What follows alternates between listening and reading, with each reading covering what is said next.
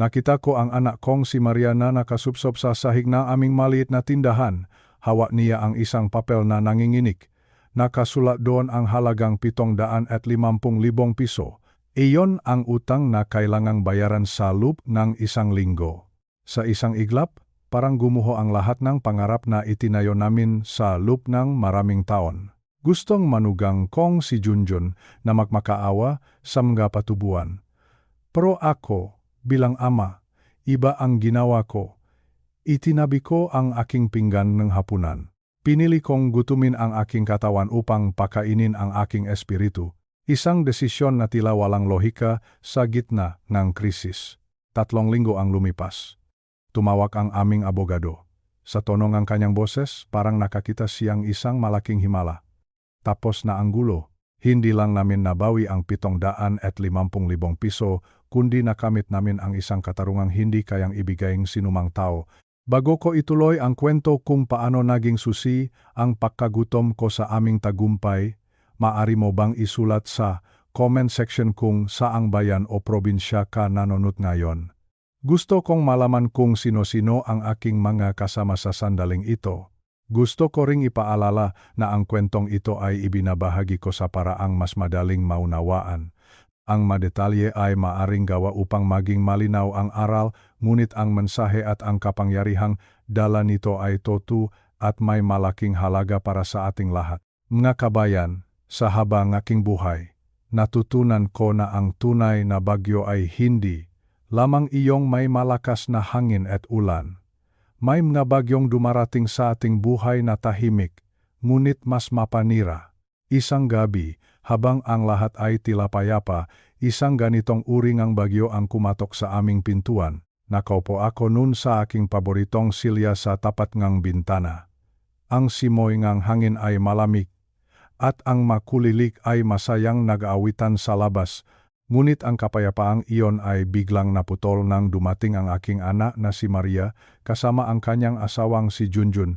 Sa isang tingin pa lamang sa kanilang mamata, alam ko na may masamang nangyari. Ang mukha ni Maria ay maputla, parang nawalan ng kulay. Ang kanyang makamay ay nanginginig habang hawak ang isang makapal na sobra.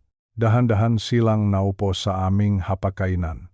Doon, sa ilalim ng malamlam na ilaw, inilatak nila ang katotohanan, ang kanilang pinahirapang negosyo, ang maliit na tiyam na sari-sari at ang kanilang serbisyo sa transportasyon ay nasa bingit ng kapahamakan. Dahil sa isang malaking pagkakamali sa kontrata at panloloko ng isang pinagkatiwalaang kasosyo, nahaharap sila sa isang malaking pagkakautang. Ang halaga ay hindi biro.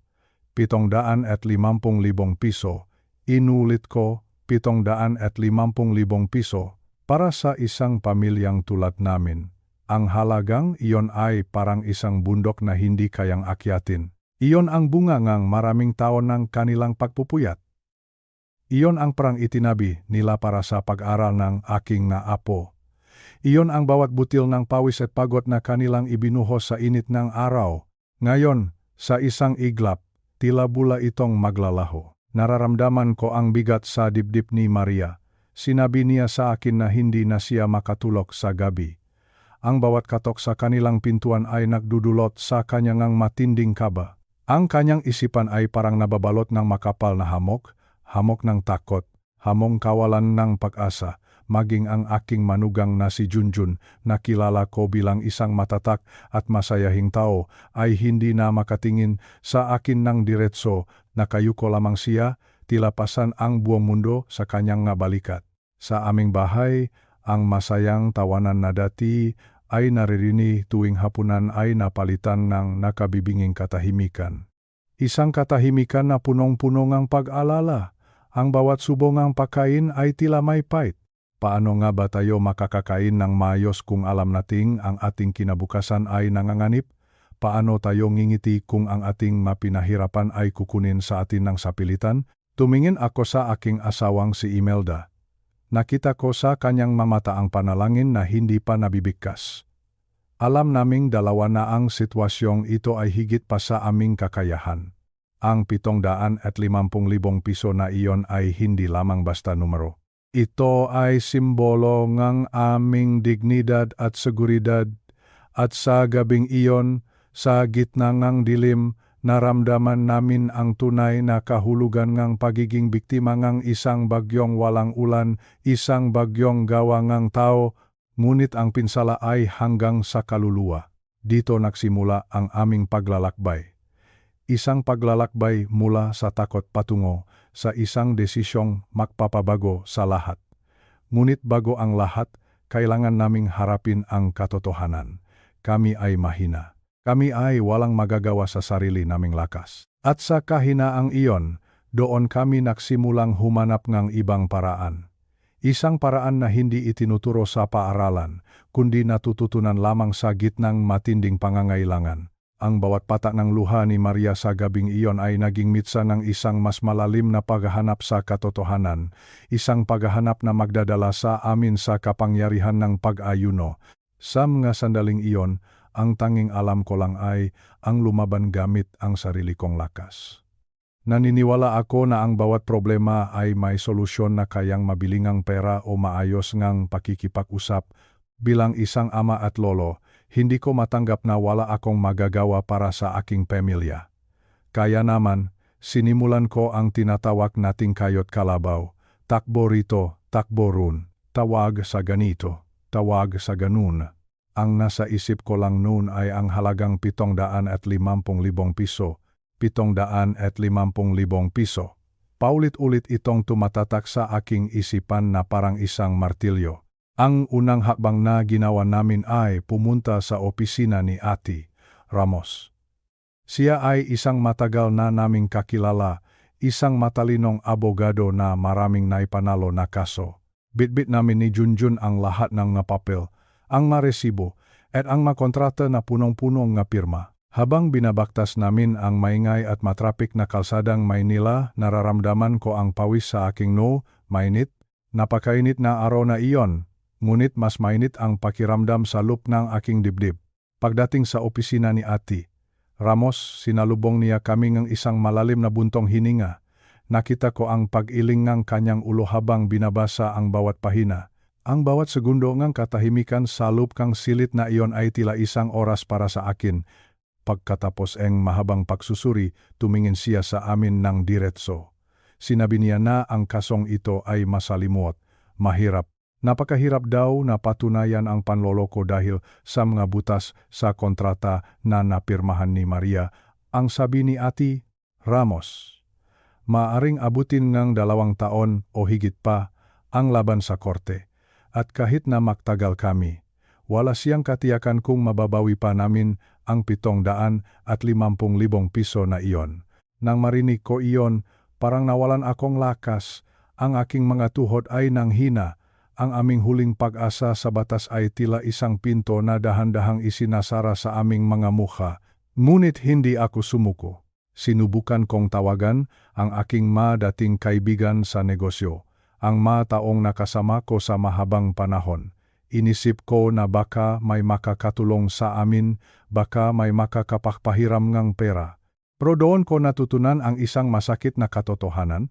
Kapag ikaw ay nasa rurok ng tagumpay, marami kang kaibigan, pero kapag ang usapan ay tungkol na sa 750,000 piso, biglang nagiging tahimik ang mundo. Ang dating sumasagot sa unang ring pa lang, ngayon ay hindi na mahanap. Ginamit ko ang lahat ng aking koneksyon. Sinubukan kong mangutang sa bangko, ngunit ang sabi nila ay masyadong mataas ang panganib. Sinubukan naming ibenta ang ilang kagamitan sa tiyam na sari-sari, pero barya-barya lang ang bumabalik. Ang pagod ay unti-unting nanunuot sa aking mga buto. Sa edad kong ito, ang puyat at stress ay hindi na biro. Nagsimulang tumaas ang aking presyon. Nagsimula ang pananakit nga aking batok. Sabi ni Imelda, Ricardo, itihil mo na iyan. Mamamatay ka sa ginagawa mo. Pero paano ko ititigil? Ang 750,000 piso ay hindi lang pera. Buhay itong aking anak. Sa huli, napagtanto ko ang isang bagay. Ang lahat ng aking diskarte, ang lahat ng aking talino, at ang lahat ng aking makakilala ay walang nagawa.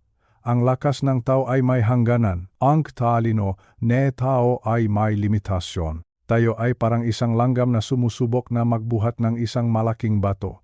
Nakakapagod, nakakaubos ng pag-asa. Napagtanto ko na habang mas sinusubukan kong kontrolin ang sitwasyon, lalo lamang itong gumugulo. Ang aking mapagsisikap ay naging parang hangin na sinusubukang hulihin ng aking makamay. Walang saysay. Lahat ay walang saysay. Doon ako napaluhot sa gitna ng aming sala, pagod na pagod. At walang ibang masabi kundi, Panginoon, hindi ko na po kaya. Ang aking sariling kakayahan ay nabigo sa akin. Matapos ang maraming araw ngang pagod at pagkabigo, isang gabi ay kinausap ako nga aking asawang si Imelda. Mahinahon siyang naksalita habang may hawak na mainit na tsaa. Ang sabi niya, Ricardo, baka kaya tayo nabibigo ay dahil nakasandal tayo sa ating sariling lakas. Baka panahon na para tayo ay mag-ayuno. Nang marinig ko ang salitang pag-ayuno o fasting, ang unang pumasok sa isip ko ay ang pagpapagutom. Akala ko ito ay isang uring diet para pumayat. O kaya naman ay isang ritual na ginagawa lang tuwing mahal na araw. Marami sa atin ang may maling akala tungkol dito. Iniisip ngang iba na ang pag-ayuno ay isang paraan para suhulan ang Diyos. Na parabang sasabihin natin sa Kanya, Panginoon, hindi ako kakain ng 3 araw. Kaya dapat ibigay mo sa akin ang 750,000 piso na kailangan ko. Pero hindi ganon ang pag-ayuno. Hindi ito isang transaksyon. Hindi ito paraan para baguhin ang isip ng Diyos. Dahil mahal na tayo ng Diyos at alam na Niya ang ating pangangailangan bago pa man tayo humingi. Ipinaliwanag sa akin ni Imelda at kalaunan ay naintindihan ko rin na ang pag-ayuno ay hindi tungkol sa pagbabago sa Diyos. Ito ay tungkol sa pagbabago sa atin. Ito ay tungkol sa ating reception o ang ating kakayahang makinig sa Kanya. Isipin ninyo ang isang radyo. Minsan, maingay ang radyo dahil hindi ito nakatutok sa tamang frequency. Maraming static, maraming istorbo. Ang pag-ayuno ay ang pagpihit sa knob ng radyo upang maging malinaw ang boses ng langit. Kapag ang ating tiyan ay busok na busok, ang ating katawan ang nagiging boss, ang ating mahilig, ang ating mapagnanasa, at ang ating mga alalahanin ang nagiging pinakamaingay na boses sa ating buhay. Ang pag-ayuno ay ang sadyang pagpapatahimik sa ingay ng mundong ito. Kapag sinasabi nating hindi sa masarap na adobo, o sa mainit na kanin, o sa paborito nating kape, binibigyan natin ng pagkakataon ang ating espiritu na magsalita. Pinapahina natin ang ating laman upang lumakas ang ating kaluluwa. Ang pag-ayuno ay hindi pagpapahirap sa sarili para lang makmukhang banal. Ito ay isang disiplina ngang kampeon ngang pananampalataya. Naalala ko ang kwento ni Jesus sa disyerto. Bago niya sinimulan ang kanyang ministeryo, siya ay nag-ayuno ng 40 araw. Bakit? Dahil alam niya na ang antas ng autoridad na kailangan niya ay nangangailangan ng isang malalim na koneksyon sa Ama na tanging pag-ayuno lamang ang makakapagbigay.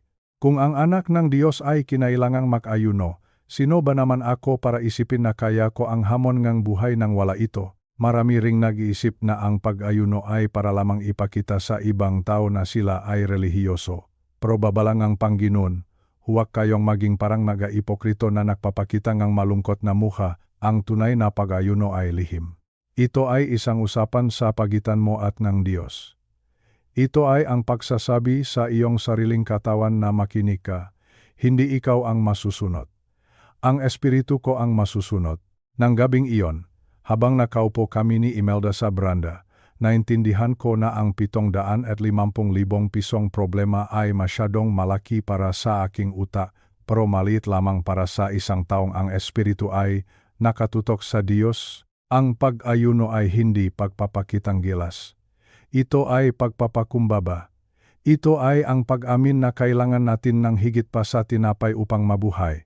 Ito ay ang paglilinis sa ating mga tubo upang ang kapangyarihan ng Diyos ay dumaloy nang walang anumang harang. Doon ko napagpasiyahan. Bukas, itatabi ko ang aking plato. Hindi dahil gusto kong pilitin ang Diyos, kundi dahil gusto kong ihanda ang aking sarili sa Kanyang himala. Gusto kong makinig.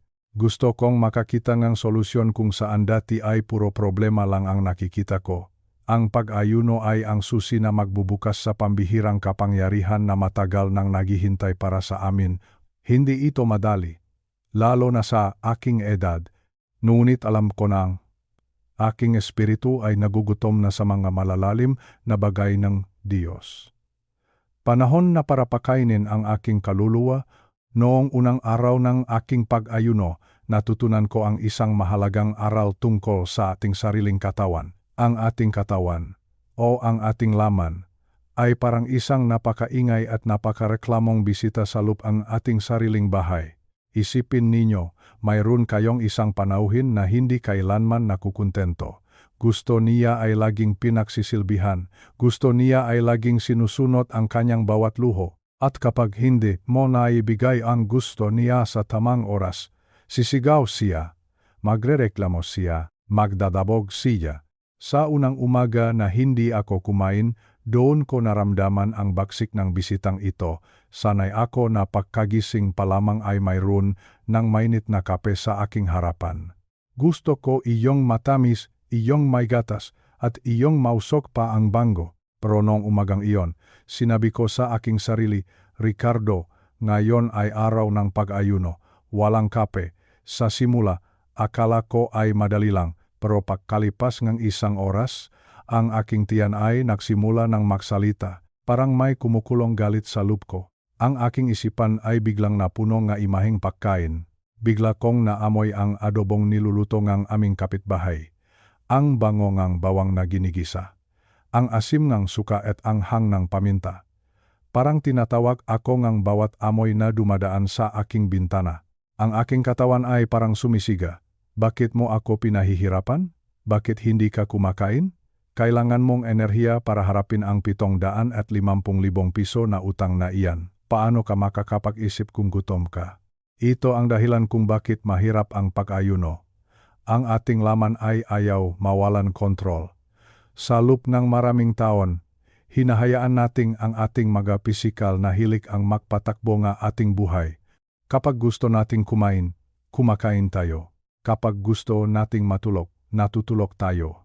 At dahil palagi nating pinapakain ang ating katawan, ang ating espiritu ay naitatabi sa isang madilim na sulok. Ang ating kaluluwa ay nagiging mahina dahil palaging mas malakas ang boses ng ating tiyan. Sinabi ko sa aking sarili, ngayong araw, ako ang boss. Sa bawat oras na nararamdaman ko ang gutom, sinasabi ko sa aking katawan, tumahimik ka. Hindi tinapay ang kailangan ko ngayon, kundi ang presensyang Panginoon. Kapag sinasabi nating hindi sa ating tiyan, sinasabi nating o sa ating kaluluwa, ito ay isang sadyang pagpapagutom sa ating mababang kalikasan upang mapalakas ang ating mas mataas na kalikasan. Habang tumatagal ang oras, napansin ko ang isang bagay. Ang ingay sa loob ng aking ulo ay dahan-dahang kumakalma. Ang galit ng aking tiyan ay napalitan ng isang kakaibang katahimikan. Doon ko natanto na ang ating espiritu ay parang isang radyo na matagal na hindi nagamit. Dahil sa dami ngang ingay ng ating pagkain, ng social media, ng balita, at ng stress sa 750,000 piso, hindi na natin marinig ang tinig ng Diyos. Ang pag-ayuno ang naktatanggal ngang lahat na static na iyon. Mga kabayan, ang pag-ayuno ay hindi lamang tungkol sa tiyan. Tungkol ito sa kung sino ang nakaupo sa trono ng iyong buhay. Sa gitna ng aking gutom, naramdaman ko ang isang uri ng kalinawan. Parang dahan-dahang nahuhugasan ang aking paningin. Ang bisitang mareklamo ay unti-unting napapagod sa kanyang kasisigaw at sa kanyang pagtahimik. Doon ko narinig ang banayat na tinig ng aking kaluluwa. Ang kaluluwang matagal nang nagugutom sa mga bagay na hindi nabibili ng 750,000 piso. Doon ko naintindihan na ang tunay na kapangyarihan ay hindi nanggagaling sa busok na katawan, kundi sa isang espiritong malayang nakikipag-ugnayan sa lumikha. Kabanata 5, ang utos na kapag ikaw ay nag-ayuno, habang patuloy ang aking pag-ayuno sa ikalawang araw, binuksan ko ang aking lumang Biblia. Nahanap ako ng gabay, at doon ay tumama ang aking paningin sa mga salita ng ating Panginoong Hesus. Alam ninyo, napakamahalaga ng salitang ginamit niya. Hindi niya sinabing kung gusto ninyong mag-ayuno. O kaya naman ay kung may bakante kayong oras para mag-ayuno. Ang sinabi niya ay, kapag kayo ay nag-ayuno, kapag ang salitang iyon ay isang utos, isa itong inaasahan. Para sa ating Panginoon, ang pag-ayuno ay hindi isang opsyon. Hindi ito isang bagay na gagawin mo lang kapag gusto mo o kapag kaya mo. Ito ay bahaging buhaing bawat taong nananalig. Sinabi ko sa aking sarili, Ricardo, sa loob nga 60 taon mo sa mundong ito, bakit ngayon mo lang ito sineseryoso? Nakita ko rin sa Biblia na ang Panginoong Hesus mismo ay nagsimula ng kanyang dakilang misyon sa pamamagitan ng 40 araw na pag-ayuno. Isipin ninyo, siya na ang anak ng Diyos.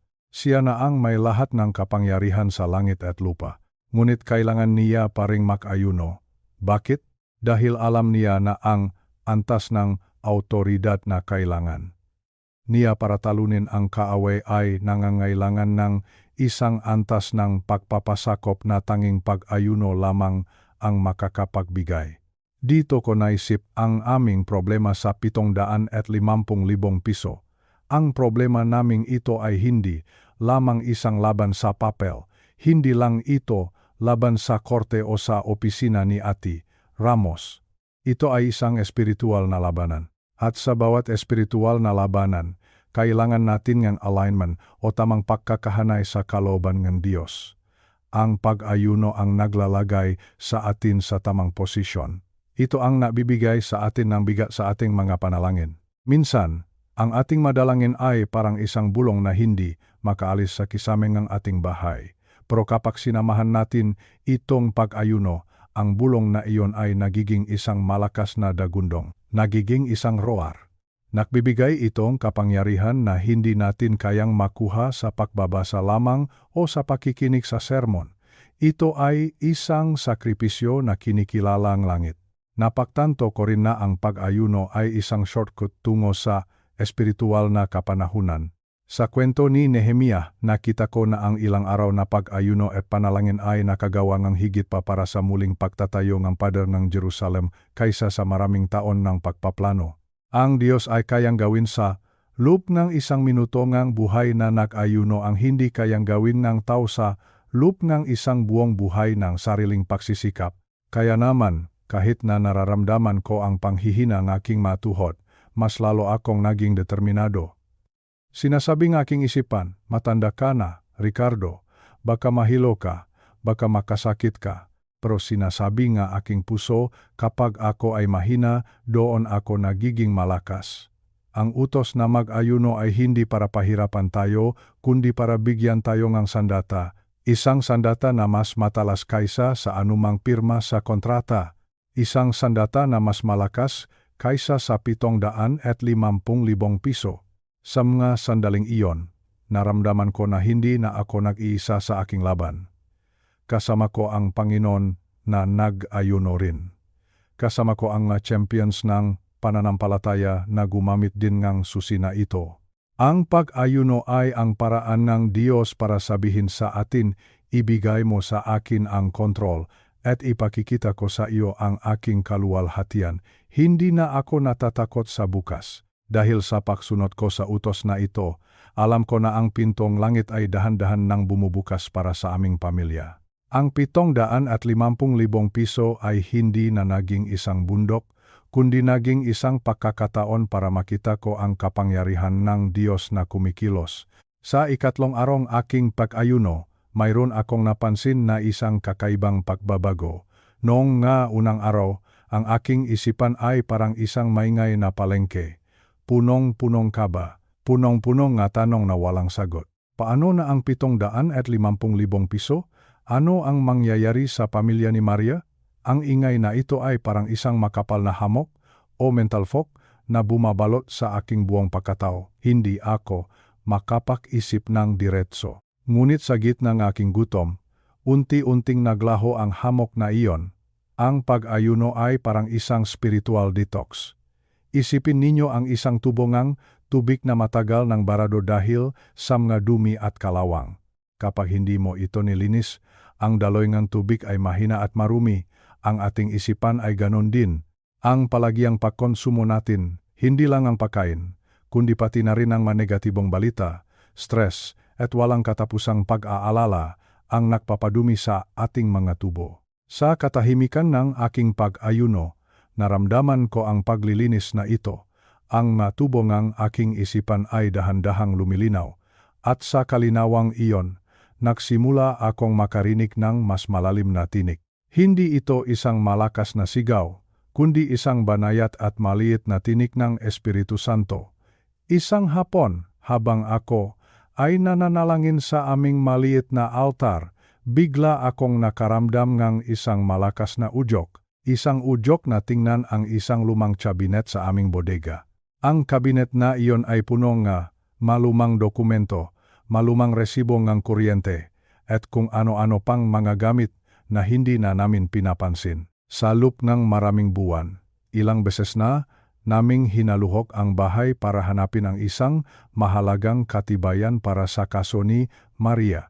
Pero wala kaming nahanap kahit si Ate Ramos ay nagsabi na kung wala kaming may papakitang orihinal na katibayan ng bayad, malabo naming mabawi ang 750,000 piso. Pero noong hapong iyon, dahil sa linaw ng aking isip na galing sa pag-ayuno, dinala akong aking nga paa sa kabinet na iyon.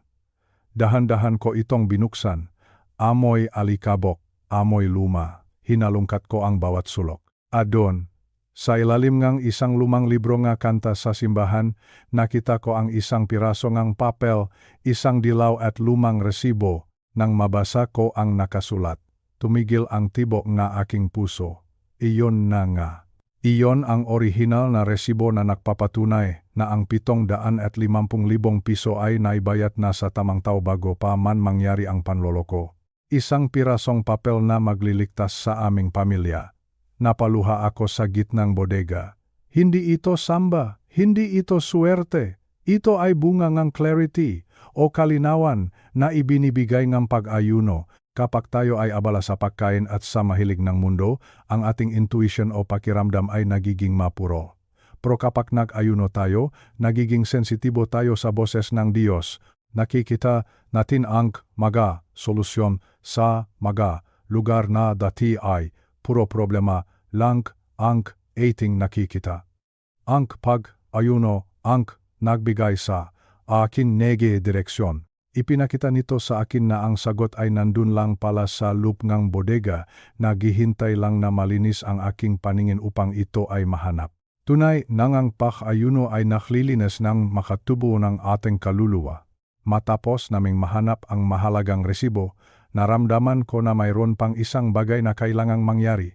Ang pagkakaroon nga ebidensya ay isang bagay, ngunit ang pagkakaroon nga kapangyarihan upang harapin ang mga taong nandaraya ay ibang usapan. Dito ko natutunan ang tungkol sa ikalawang regalo ng pag-ayuno, ang autoridad o authority. Sa ating buhay, may mga problema na parang isang malaking pader na hindi kayang gibain ng simpleng pakiusap lamang. May mga espiritual na balakid o mga strongholds na hindi kayang buwagin ng ating sariling talino. Naalala ko ang sinabi ni Jesus sa kanyang mga alagad nang hindi nila mapalayas ang isang masamang espiritu. Sabi niya, ang ganitong uri ay hindi lumalabas kundi sa pamamagitan ng panalangin at pag-ayuno. Bakit kailangan ang pag-ayuno para magkaroon ng autoridad? Dahil ang pag-ayuno ay nagbibigay ng bigat sa ating mga salita. Isipin ninyo ang pagkakaiba ng isang mahinang tapik sa pinto at ng isang malakas na hataw, ang isang sledgehammer o malaking martilyo. Kapag tayo ay nagdarasal ng walang sakripisyo, ang ating boses ay parang isang mahinang tapik, pero kapag ang ating panalangin ay sinamahan ng pag-ayuno, ito ay nagiging parang sledgehammer na dumudurok sa matitigas na bato. Noong hinarap namin ang taong nandaraya sa negosyo ni Maria, kasama ko si Junjun at si Ate Ramos. Sa simula, ang taong iyon ay napakayabang, matigas ang kanyang mukha, pakiramdam niya ay wala kaming magagawa sa kanya. Ngunit habang ako ay nakaupo doon, naramdaman ko ang isang kakaibang lakas sa loob ng aking dibdib. Kahit hindi ako kumain ng ilang araw, hindi ako nanghina, sa halip, naramdaman ko ang isang banal na autoridad. Nang magsimula akong magsalita, hindi ako sumisiga, hindi ako galit, pero ang bawat salitang lumalabas sa aking bibig ay may bigat, may kapangyarihan. Nakita ko ang pagbabago sa mukha ng aming kausap. Ang kanyang kayabangan ay unti-unting napalitan kaba. Ang bawat katwiran niya ay parang nawalan ng saysay sa harap ng katotohanan na bitbit ko. Ang autoridad na ito ay hindi galing sa aking sarili. Galing ito sa aking pagpapasailalim sa Diyos sa pamamagitan ng pag-ayuno. Sinasabi sa Biblia na ang pag-ayuno ay nagpapalaya sa mga gapos ng kawalang katarungan. Binabasak nito ang bawat pamatok ng pang-alipin. Ang 750,000 piso na iyon ay naging parang isang pamatok na sumasakal sa aming pamilya sa loob ng mahabang panahon. Pero sa kapangyarihan ng pag-ayuno, ang pamatok na iyon ay nabasag. Ang depresyon at bigat na nararamdaman ni Maria ay biglang nawala. Mga kabayan, ang pag-ayuno ay nagbibigay sa atin ng kakayahan na magsalita sa mga bundok sa ating buhay at utusan silang lumipat. Kung ikaw ay may kinakaharap na problema ngayon, baka ito ay kaso sa korte, o baka ito ay isang anak na naliligaw ng landas, o isang sakit na ayaw gumaling, huwag mo lang itong idasal, iayuno mo ito, bigyan mo ang bigat ang iyong masalita. Hayang ang iyong gutom ang maging patunay sa langit na seryoso ka sa iyong hinihinging himala. Ang 750,000 piso ay isang malaking halaga, ngunit sa harap ng autoridad na galing sa pag-ayuno, ito ay naging parang maliit na alikabok lamang na hinipan ng hangin. Doon ko napatunayan na ang taong marunong mag-ayuno ay isang taong may hawak na susing tagumpay.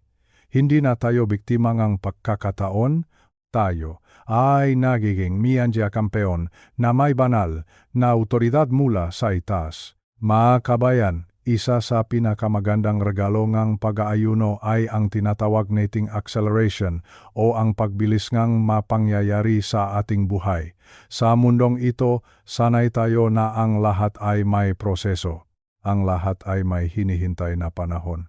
Sabi nga ni Ate Ramos sa amin, ang kaso tungkol sa 750,000 piso ay maaring tumagal ng 2 taon. 2 taon.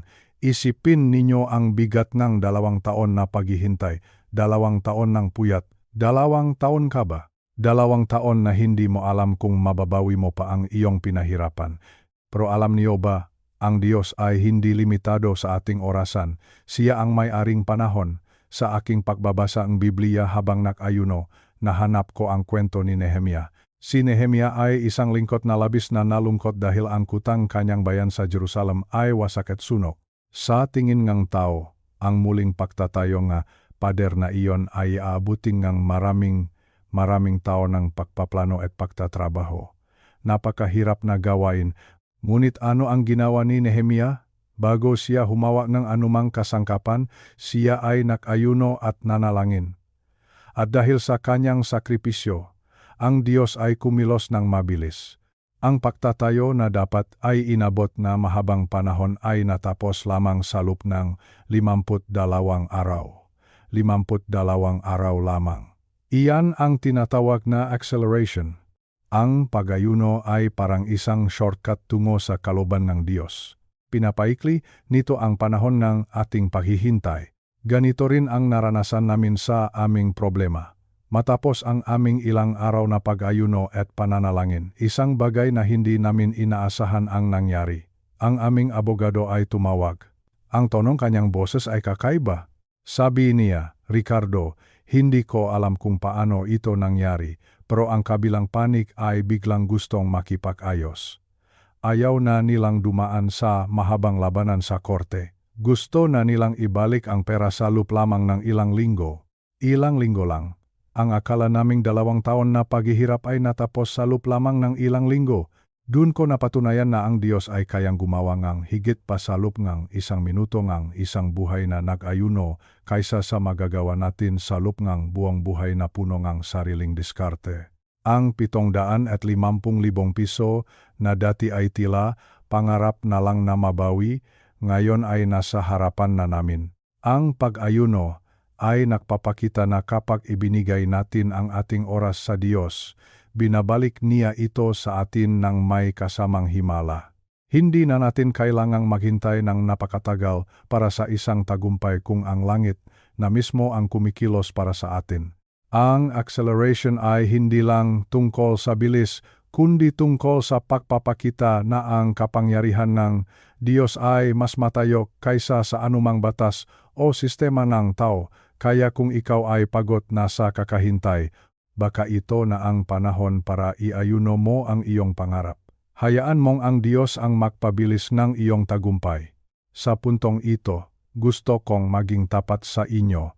Ang pag-ayuno ay hindi madali, lalo na sa ating edad na 65 o higit pa. Ang ating katawan o ang ating laman ay hindi papayak ng ganon na lang. Lalaban ito, magre-reklamo ito. Sa ikatlo at ikapat na araw ng aking pag-aayuno, naramdaman ko ang tunay na pakikipagjigma sa loob ng aking sarili. Ang aking katawan ay nagsimulang bumulong. Ricardo, tumigil ka na. Ang sabing aking tiyan, gutom na ako. Ang sabing aking nga kamay na nagsimulang manginig ng kaunti, kailangan mong asukal. Kailangan mong ang kanin. Ang aking isipan ay nagsimulang magbigay ng dahilan. Sabi nito, matanda ka na, baka mapahama ka. Hindi naman masama kung kumain kang kaunti. Alam naman ng Diyos na sinubukan mo, ito ang tinatawag na pagre-reklamo ng laman. Ang ating laman ay ayaw sa pag-aayuno dahil ang pag-aayuno ay kamatayan para sa ating mga hilig. Gusto ng laman na siya ang palaging nasusunod. Gusto niya ang ginhawa. Ayaw niyang sakripisyo. Ngunit dito ko natutunan ang isang malalim na katotohanan. Ang iyong kahinaan ang nagsisilbing pintuan para sa lakas ng Diyos. Habang nararamdaman ko ang panghihina ang aking pisikal na katawan, mayroong isang bagay na kakaiba ang nangyayari sa aking espiritu. Habang humihina ang aking mga binti, lumalakas naman ang aking pananampalataya. Habang nagugutom ang aking sikmura, mas nagugutom naman ang aking kaluluwa sa presensyang Panginoon. Ito ang misteryong pag-ayuno. Kapag ang iyong katawan ay nasa pinakamababang antas, ang iyong espiritu ay nasa pinakamataas na antas, sinasabi ng Biblia, kapag ako ay mahina, doon ako nagiging malakas. Mahina ang katawan, ngunit malakas ang espiritu. Ito ay dahil habang nababawasan ang iyong sarili, mas nakakaroon ng puwang ang Diyos sa iyong buhay. Ang pag-ayuno ay ang paraan natin para ipakita sa ating katawan kung sino ang tunay na boss. Sinabi ko sa aking sarili, Ricardo, hindi ang tiyan mo ang magdidikta sa iyo. Ang espiritu mo ang mamumuno. Huwag kayong matakot sa panghihina ng katawan habang nag-ayuno. Iyon ang hudyat na ang iyong espiritu ay nagsisimula ng bumangon. Ang bawat kulong tiyan ay dapat magsilbing paalala na ang iyong panalangin ay may nararating sa langit. Ang laman ay maaring mapagod, ngunit ang espiritu na pinapakain ng salitang Diyos ay hindi kailanman manghihina. Sa gitna ng aking gutom, nakita ko ang aking sarili na mas nagiging matiyaga, mas nagiging mapagmahal. Ang nagalit ko tungkol sa nawalang 750,000 piso ay napalitan ng kapayapaan. Ang laman ko ay gustong magiganti, pero ang espiritu ko ay gustong magpatawad at magtiwala. Ang tagumpay sa pag-ayuno ay nagsisimula kapag natalo mo ang boses ng iyong sariling katawan. Kapag nalampasan mo ang gutom, doon mo makikita ang kaluwalhatian ng Diyos na naghihintay sa iyo. Ang pag-ayuno ay hindi pagpaparusa sa sarili, kundi ito ay pagpapalaya sa iyong espiritu upang makalipat ng mataas, malayo sa mga reklamo nga ating laman. Sa aking pagtanda, sa loob ng 65 taon dito sa mundong ito, ang laging itinuturo sa atin ay ang maging malakas. Sa ating kultura, ang isang ama, ang isang lolo, ay dapat na parang haligi ng tahanan, matatak, matigas, walang iniindang sakit. Nung dumating ang problema sa 750,000 piso, iyan ang sinubukan kong gawin. Sinubukan kong maging malakas sa sarili kong paraan. Pero sa gitna ng aking pag-ayuno, ipinakita sa akin ng Panginoon ang isang kakaibang katotohanan. Isang katotohanan na parang baliktad sa iniisip ng mundo. Nahanap ko sa Biblia ang masalitang ito, kapag ako ay mahina, doon ako nagiging malakas. mahina, ngunit malakas. Nung una, hindi ko ito maintindihan. Paano ka magiging malakas kung nanginginig ang iyong mga tuhod sa gutom? Paano ka magiging malakas kung parang wala kang sapat na tulog at ang iniisip mo lang ay ang 750,000 piso na nawala? Pero habang tumatagal ang aking pag-ayuno, doon ko natanto na ang tunay na hadlang sa kapangyarihan ng Diyos ay walang iba kundi ang aking sariling boses, ang aking sariling kakayahan, ang aking sariling ego. Ang sabi ng Panginoon, Ricardo, kailangang mabawasan ang ingay mo para marinig mo ang lakas ko. Ang pag-ayuno ay ang sadyang pagpapahina sa ating pisikal na lakas upang makaroon ng puwang ang banal na lakas. Isipin ninyo ang isang daluyan ng tubig. Kung ang daluyan na iyon ay punong-punong sarili niyang mabato at basura, hindi makakadaloy ang tubig mula sa batis. Ang ating sarili, ang ating ako, ang siyang nagiging bara. Kapag sinasabi nating, kaya ko ito, ako ang gagawang paraan, ako ang maghahanap ng 750,000 piso.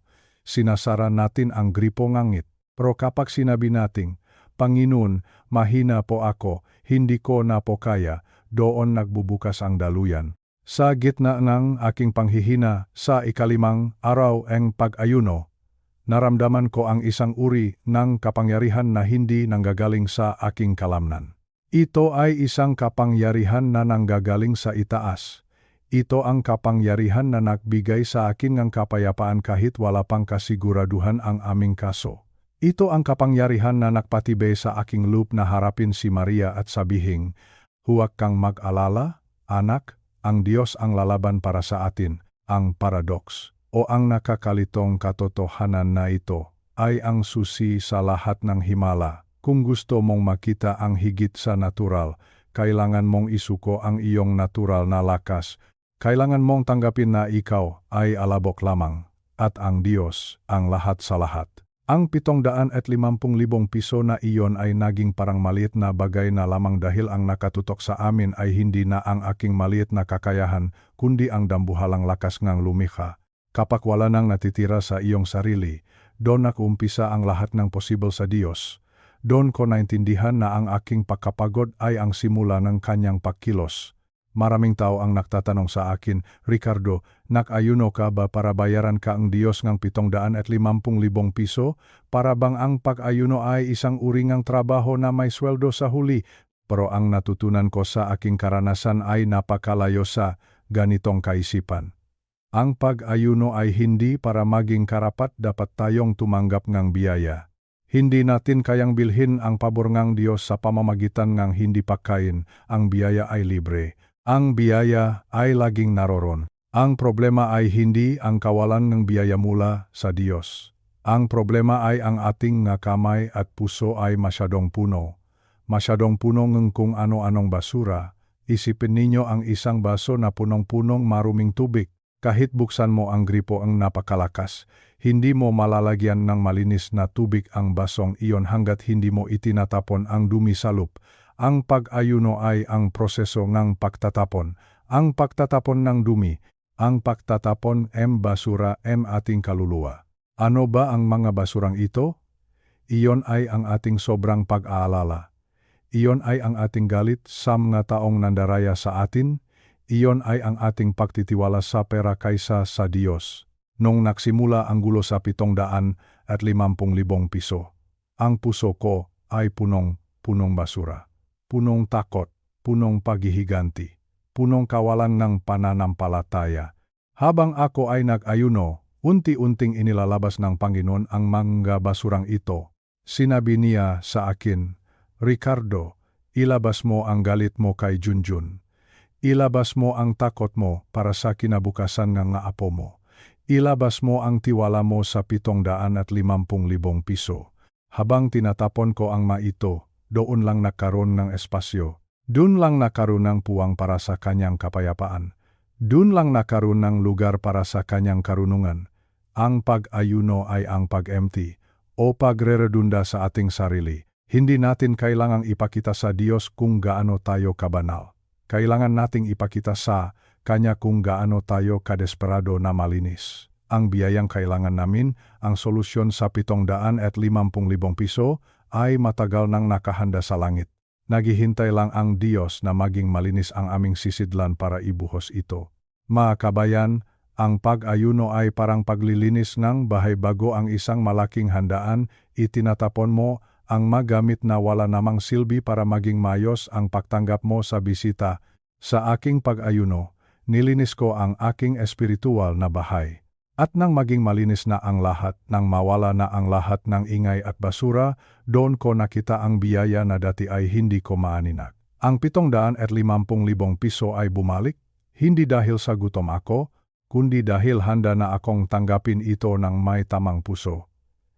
Isang pusong hindi na nakakapit sa pera, kundi nakakapit na sa nagbibigayng lahat. Ang pag-ayuno ay ang siningang pagpapakawala upang makuha natin ang mga bagay na tunay na mahalaga at walang hanggan.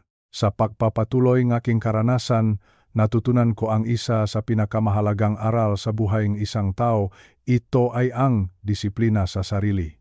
Alam ninyo, tayong mga nakatatanda, sa edad nating 65 o higit pa, ay madalas nang maging mapagbigay sa ating sarili. Sinasabi natin, matanda na ako, kailangan kong ginhawa. Sinasabi natin, pagod na ako sa buhay, kaya dapat ay kainin ko ang lahat ng gusto ko. Hinahayaan natin ang ating na pisikal na pagnanasa ang maging timon ng ating buhay, ngunit sa gitnang krisis ng 750,000 piso, ipinakita sa akin ng pag-ayuno na ang aking katawan ay isa lamang bahay, at ang tunay na nakatira sa loob, ang aking espiritu, ang dapat na siyang masunod. Isipin ninyo ang inyong katawan bilang isang empleyado, at ang inyong espiritu bilang boss o ang amo. Sa loob ng maraming taon, ang empleyado ang siyang nakdidikta sa amo. Kapag sinabi NG empleyado na, gusto ko NG matamis, ibinibigay NG amo. Kapag sinabi ng empleyado na, ayaw ko munang manalangin dahil inaantok ako, sumusunod ang amo. Ang resulta, ang ating espiritu ay naging mahina, naging sunod-sunuran, at sa oras ng matinding pagsubok, tulad ng nangyari sa pamilya ni Maria, wala tayong lakas na espiritual dahil ang ating katawan ang nasusunod. Ang pag-ayuno ay ang paraan ko upang sabihin sa aking katawan, Ricardo, makinig ka ng mabuti. Hindi ikaw ang amo dito. Sa loob ng ilang araw na hindi ako kumain, naramdaman ko ang matinding protesta ng aking laman. Ang aking tiyan ay sumisigaw. Ang aking ulo ay kumikirot. Ang aking mabinti ay tila walang lakas. Ito ang paraan ng aking katawan upang bawiin ang kontrol. Ngunit sa bawat kulong aking sikmura, sinasagot ko ito ngang panalangin. Sinasabi ko, Panginoon, ang gutom na ito ay patunay na ikaw ang higit na kailangan ko kaysa sa kanin at ulam. Dun ko natanto na kapag natutunan mong disiplinahin ang iyong dila at ang iyong tiyan, nakakaroon ka rin ng disiplina sa iyong emosyon. Noong una, kapag naisip ko ang taong nandaraya sa 750,000 piso, ang puso ko ay nakumapaw sa galit. Gusto kong sumiga, gusto kong magmura. Ngunit dahil ang aking espiritu ang nakingamo sa pamamagitan NG pag-ayuno, natuto akong maging kalmado, natuto akong magtis, natuto akong manahimik at maghintay sa pakilos ng Diyos. Ang ating katawan ay parang isang maingay na bata na laging humihingi ng kendi. Kung laging ibibigay ang gusto, lalong nagiging makulit. Pero kung matututo kang magsabing hindi, doon makakaroon ng kaayusan. Sa aming bahay, napansin din ni Imelda ang pagbabago sa akin. Hindi na ako madaling mairita. Hindi na ako balisa tungkol sa bukas. Bakit? Dahil ang aking kaluluwa ay nakaroon ng autoridad sa aking katawan. Ang espiritu ko ay naging matatag na haligi. Nga kabayan, huwag nating hayaang ang ating mga huling taon sa mundong ito ay maging tungkol lamang sa pagpapakain ng ating mga laman. Gamitin natin ang pag-ayuno upang gisingin ang natutulog nating espiritu. Ipakita natin sa ating sarili na tayo ay nilikha ayon sa wangis ng Diyos, at ang espiritual na bahagi natin ang may hawak ng kapangyarihan. Kapag ang amo ang nasusunod, ang lahat ng bahagi ng ating buhay ay susunod sa tamang daloy. Ang 750,000 piso na problema ay hindi na naging dahilan ng aking pagkakasakit, kundi naging daan upang mas maging matatag ako bilang pinuno ng aming pamilya. Ituro natin sa ating katawan na ang tunay na buhay ay hindi nanggagaling sa pagkain, kundi sa bawat salitang lumalabas sa bibig ng Panginoon. Narito na tayo sa dulo ng aking kwento, ngunit ito rin ang simula ng inyong sariling paglalakbay. Maraming tao ang gumugugol ng kanilang buong buhay sa pag-iisip. Iniisip nila kung paano malulutas ang kanilang mga utang. Iniisip nila kung paano aayusin ang kanilang relasyon sa pamilya.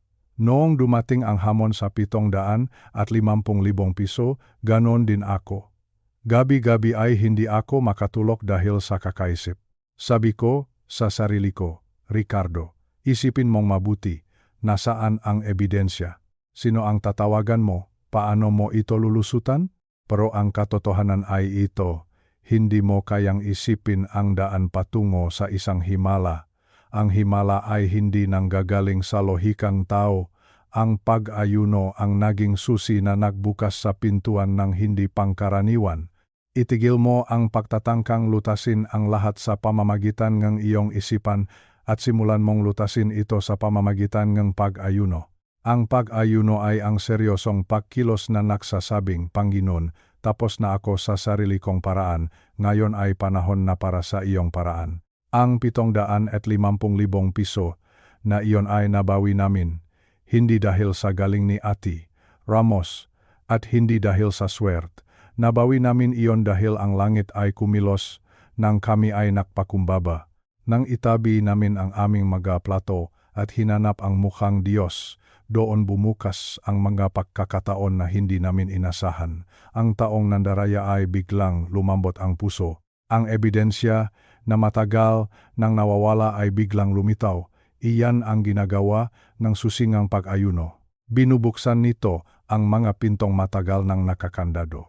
Ang mensahe ko sa inyo, lalo na sa mga kapwa ko na katatanda, ay huwag kayong mawalan ng pag-asa. Baka ang iyong problema ay hindi tungkol sa pera.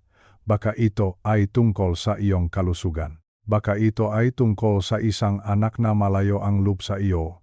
Anuman ang iyong 750,000 piso na problema, mayroon kang sandata. Ang pag-ayuno ay hindi lamang para sa mga pastor o sa mga taong nasa simbahan. Ito ay para sa iyo, ngayon, dito mismo sa kinalalayan mo. Ang pag-ayuno ay ang disiplina ng kampeon. Ito ang naghihiwalay sa mga taong nakikinig lang tungkol sa Diyos at sa mga taong nakakaranas ng kapangyarihan ng Diyos. Huwag mong sabihing hindi mo kaya. Kung ang isang 65 taong gulang na katulad ko ay nagawa ito, kaya mo rin. Simulan mo sa isang pagkain. O kaya ay isang buong araw, ang mahalaga ay ang motibo ng iyong puso.